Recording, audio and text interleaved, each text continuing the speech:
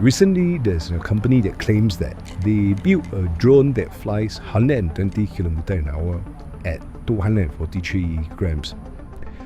Some YouTube channel even claims that drones like these can fly 130 to 140 km an hour. How true is it? We are going to have an in-depth analysis later. But for now, let's go for a test.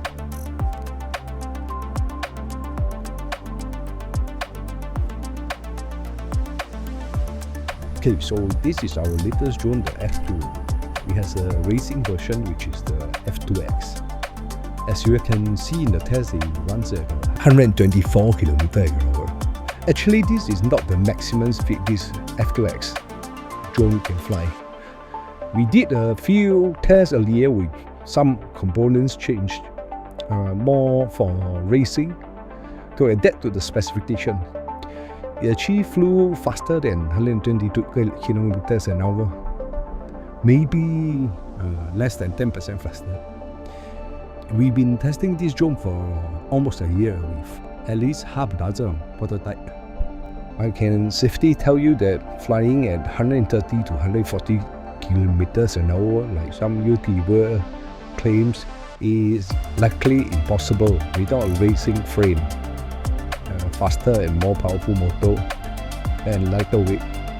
Of course, the first criteria is I'm referring to proper FAA code with reasonable flight time and battery capacity.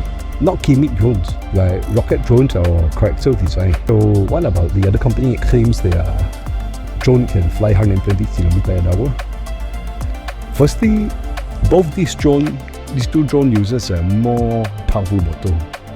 We of course test a number of motor including theirs, and in the end we choose one of the fastest and most powerful motor in the market, and we can't seem to replicate the same results at 240 grams as per what was claimed, even with an aerodynamic design. But I'm not saying that they are lying, but there is a possibility to achieve this speed for drones without payload at much lower weight.